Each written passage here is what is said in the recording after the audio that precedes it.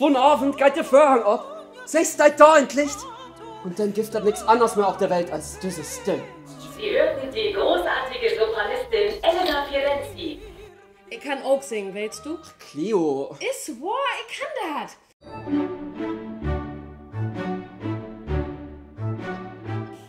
Sie ist die erotischste Frau auf der Welt. De Frage ist nur wat wie Mut, wenn düsse Primadonna nicht obdükern deit.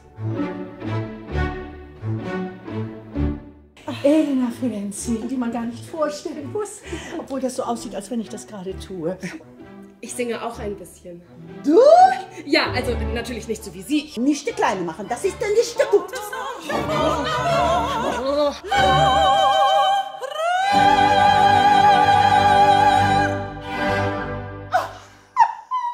Sie kriegt von die, was sie will, bitte ob. Manns lügt uns nass. Wir trinken was zusammen. Magst du Martini?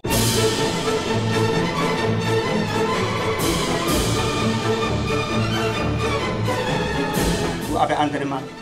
Ich habe keine andere Mann.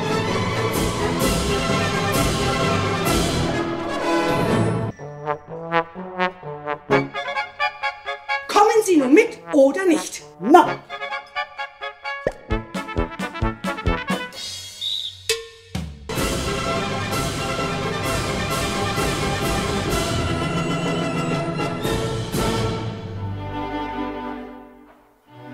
Cleo? Vergesst Sie das. Das liegt eins in din Hand.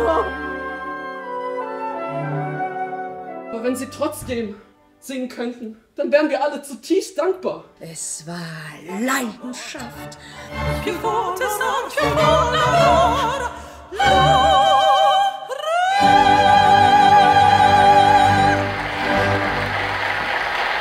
Carmen! War ich gut heute Abend? Gut.